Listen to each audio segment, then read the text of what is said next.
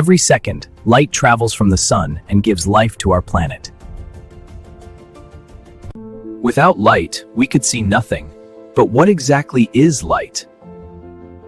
For thousands of years, humans saw light as something simple.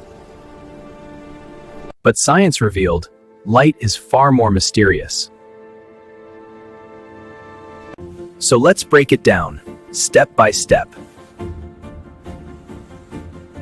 Light is a form of energy called electromagnetic radiation. Visible light is just a tiny part of a huge spectrum.